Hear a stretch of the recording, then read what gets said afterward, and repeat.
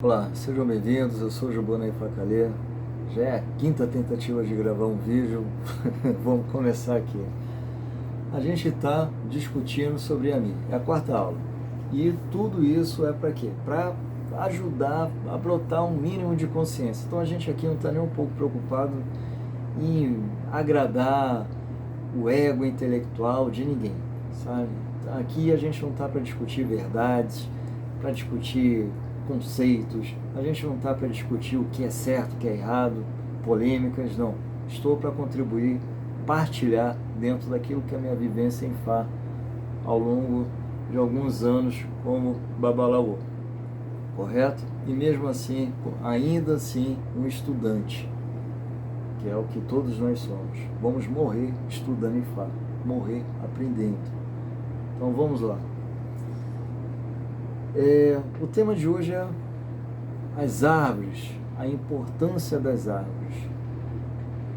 A própria estrutura de uma árvore representa o sagrado feminino, né? Porque dentro dos saberes ancestrais, dentro dos saberes dos antigos, quando a gente está numa cerimônia que tem ali uma força, uma energia de louvação ao feminino, nós devemos evitar até olhar para a copa das árvores em respeito às grandes mães, porque estar debaixo de uma árvore é estar sob as saias de uma mãe. Então, a própria árvore em si já carrega a simbologia de estarmos amparados de alguma força feminina. Ó, gente, tá passando moto, aqui faz barulho mesmo, mas vamos continuar. Então, só o fato de estarmos debaixo de uma árvore fala do quê? De uma mulher, de uma pactuação. Estamos ali para pactuar algo. Então, para aquelas pessoas que são acostumadas a despachar ebó no pé de uma árvore, cuidado. Cuidado com a forma que vocês fazem isso, porque todas as árvores representam a energia ancestral primariamente feminina. Tá? Então, o desenho, a própria estrutura das árvores falam do ventre, sabe? Do ventre, do útero, das vestes que cobre o útero feminino. Pois bem, vou começar a falar aqui do Iroko. Por que o Iroko? O Iroko é, em larga escala, uma das árvores, e a depender da visão, a mais importante árvore para o culto. Lembrando que aqui no Brasil nós temos algumas espécies de figueiras que chamamos de gameleiras. Tem gameleira branca, gameleira amarela, mas tem algumas variações que nós aprendemos a cultuar como Iroko. Em África, o Iroko já está associado a um tipo de amoreira africana, que é gigante, é imensa. Mas por que eu estou explicando isso? Iroko é também toda aquela árvore que se destaca na floresta, aquela árvore mãe que nutre toda a floresta à sua volta, aquela árvore maior que contribuiu com a formação e que a sua seiva nutre todo um ecossistema, né? E as suas copas são as maiores dentro de uma floresta.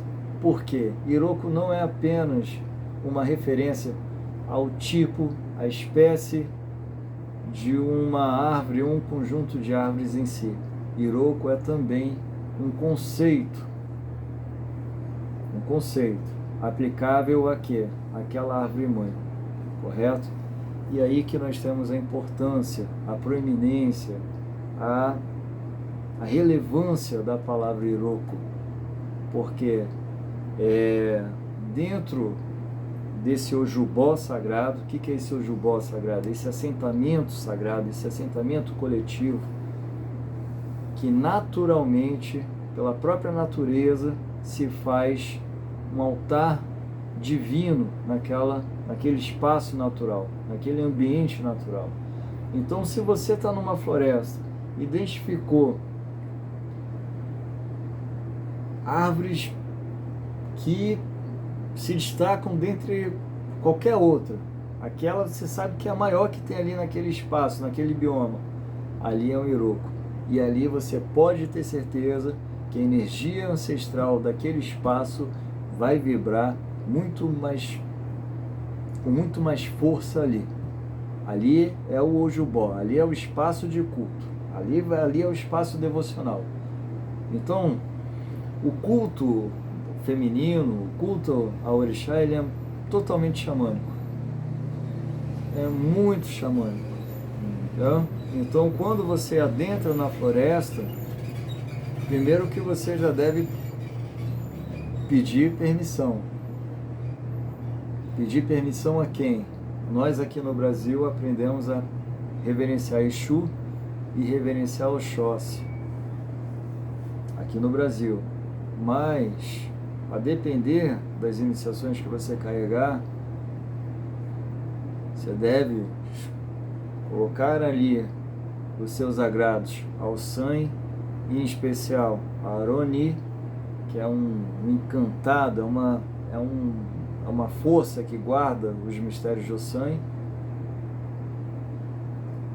E, obviamente, como parte desses fundamentos, está ali a energia de Exu, claro.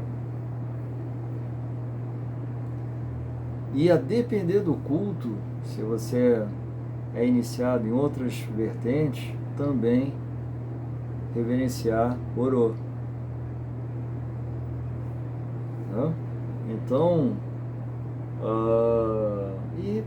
enfim, são inúmeras energias, porque cada uma vai dialogar com um tipo de iniciação e com um tipo de estrutura que a sua Ebé estabeleceu.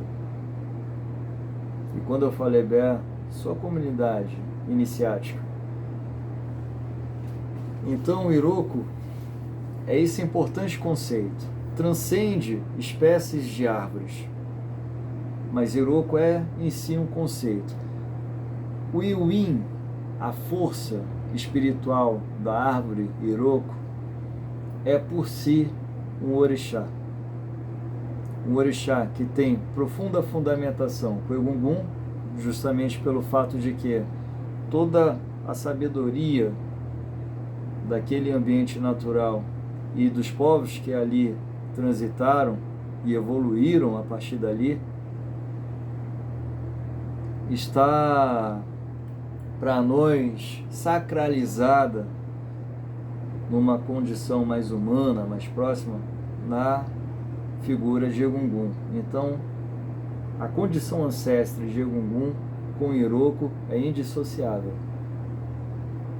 Na copa desses Irokos estão quem? Aquelas que geraram a força ancestral, Yami, as Releié. Então, é na árvore Iroko e nesses espaços a partir do Iroko que realmente nós temos um marco. Seria um marco inicial, um marco zero, que dali nós temos uma referência daquele de sagrado em relação àquele ambiente natural. E é importante falar isso porque numa floresta, esquece, você tem que conhecer um mínimo de natureza, de espiritualidade, porque se você entrar numa floresta, dependendo da situação, você não sai. Você não sai. A floresta é extremamente hostil. E a espiritualidade que ali, a atmosfera que ali se cria é extremamente densa. Extremamente densa. Porque nós estamos falando de uma energia que é o núcleo de um ambiente natural. Foi dali que migrou os saberes, e ali que ainda está preservado.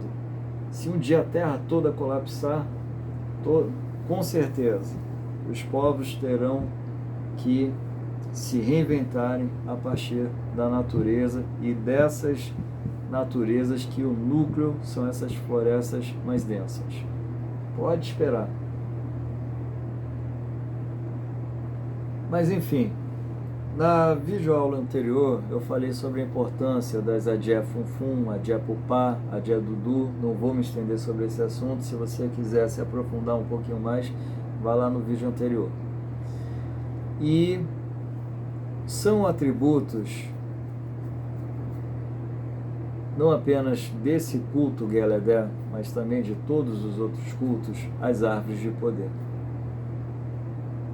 Tá? Nós temos a Iguia Surim, por exemplo, tá? Ao Brasil, a Paocá, que em África é o mogno africano, e que aqui no Brasil passou a ser a jaqueira. Eu já falei na aula anterior um pouquinho sobre a Paocá.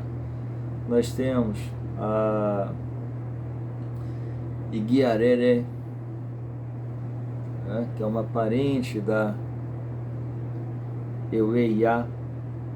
A Eueiá é a folha da capeba, a folha que aqui no Brasil passou a representar Yauri. E qual é a divindade que nós mais associamos a Yauri? Iemoja. E todas as divindades mães, todas as Yalodês que estão associadas ao nosso cuidado. A Iguiarerê, entretanto, a Iguiarerê, que é a pimenta de macaco, já é uma prima não tão bondosa, caridosa assim, tá? Porque na Iguiarerê nós temos muitos aspectos das Adé Pupá, entretanto numa condição muito superior e muito imparcial. Tá? Nós temos, por exemplo,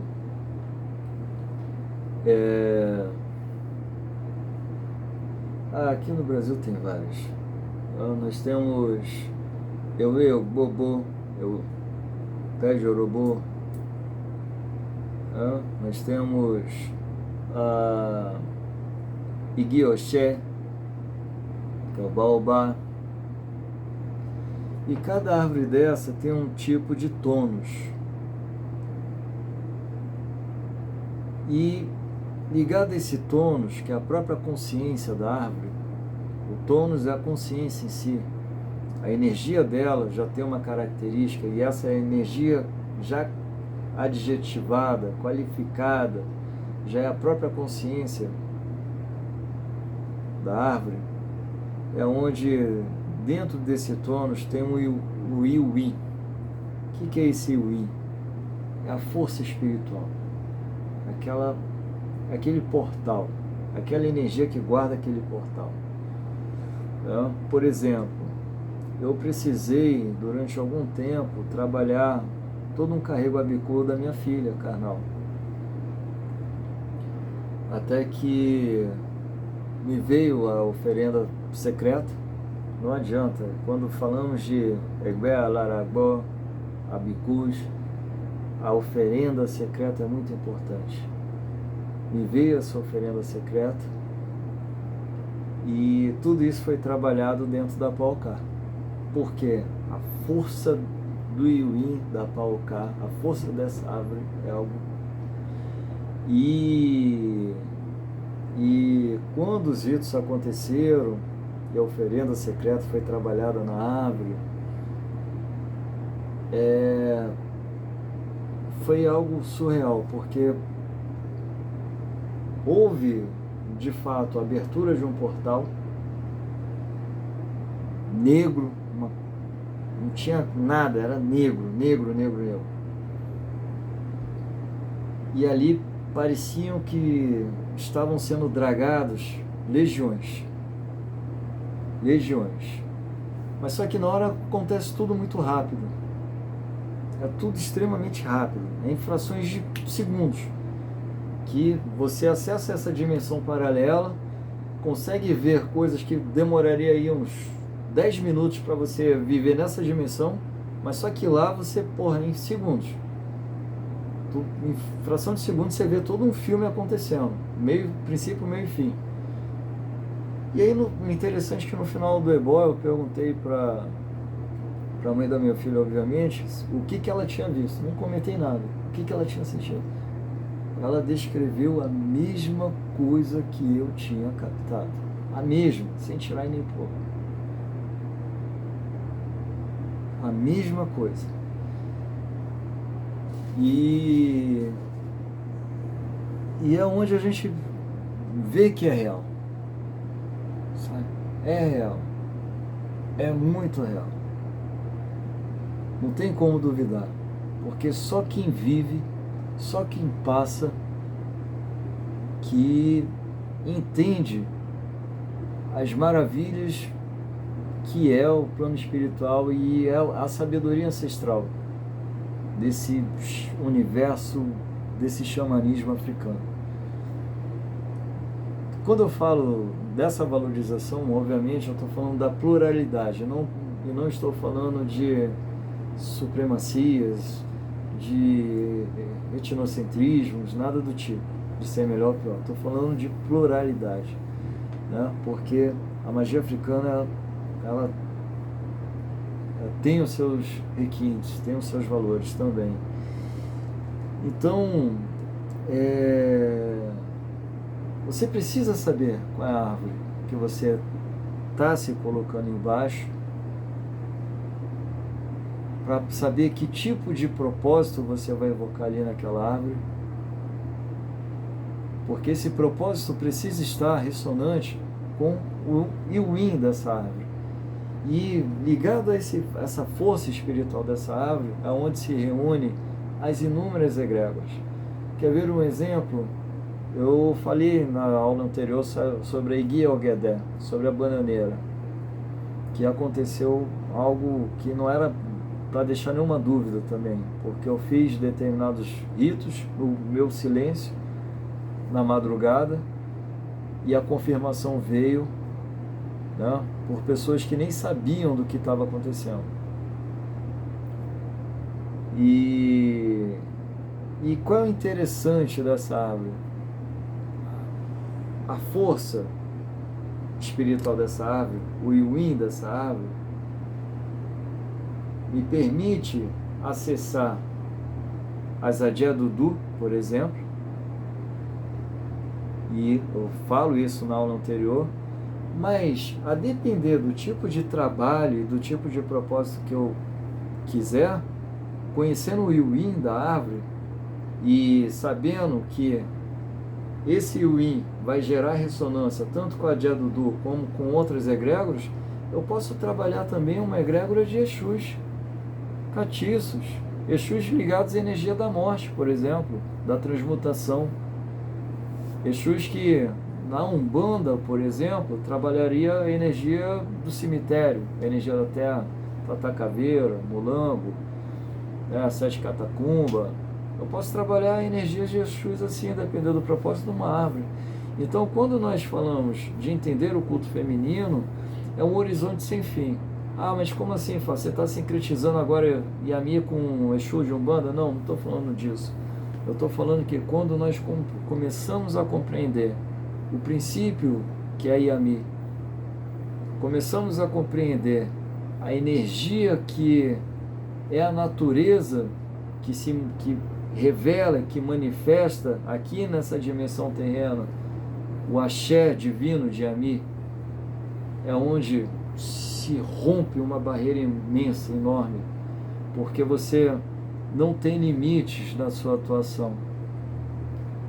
Você passa a compreender a força daquela árvore associada à força da natureza de Yami, e a partir desse princípio maior, você pode alocar ali, relacionar ali egrégoras que façam parte do seu universo espiritual e que tenham ressonância com aquele espaço sagrado, com aquele ojubó, porque cada árvore é um ojubó, mas só que a árvore é o que? É um ojubó vivo, não um assentamento que você vai parar para evocar, vai fazer rito, coisa e tal.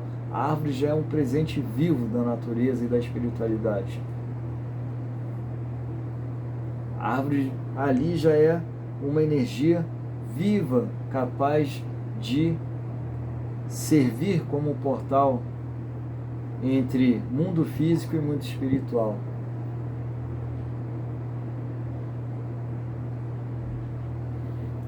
Então nós temos, desde as árvores africanas, conforme eu já falei do baobá, conforme eu falei do apaucá, conforme eu falei do iroco,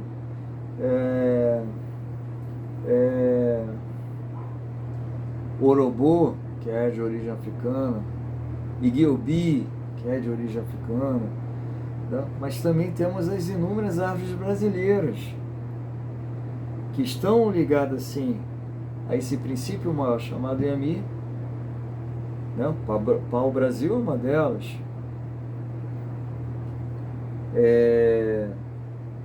A própria jaqueira é um exemplo clássico disso. As figueiras que aqui representam o iroco é outro exemplo clássico disso. E temos as árvores específicas aqui da América, que embora não sejam conhecidas na sabedoria ancestral nativa africana, mas que podem ser, sim, perfeitamente utilizadas e exploradas dentro dos mistérios de Yami.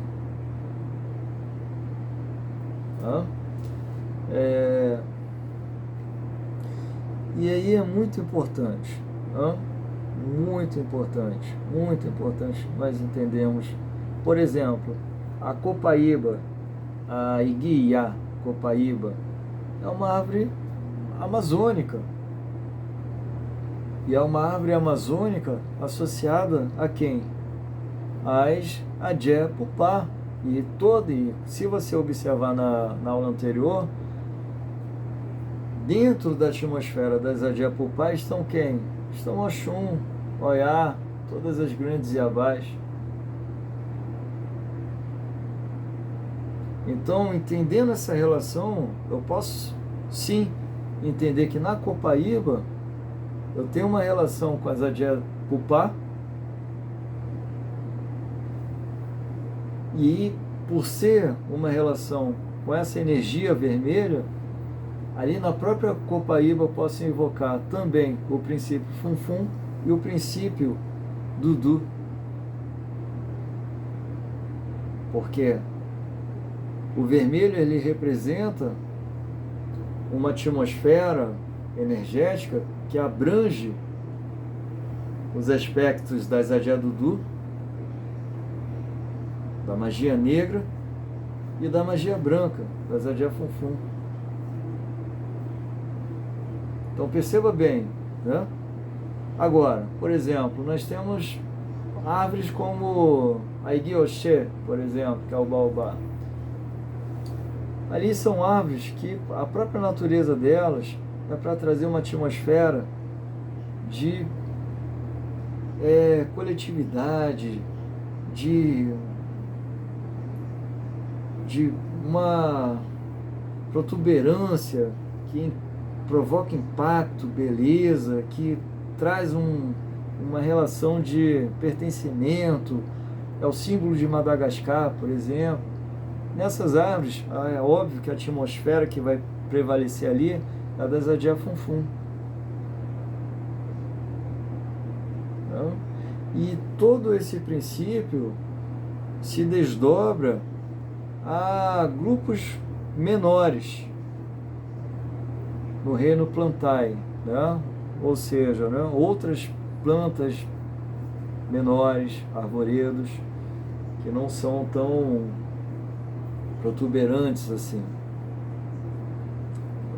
E aí nós temos as folhas que são específicas para algumas classes de Adjés Dudu, outras folhas que são mais associadas às Adjé Funfun e assim por diante.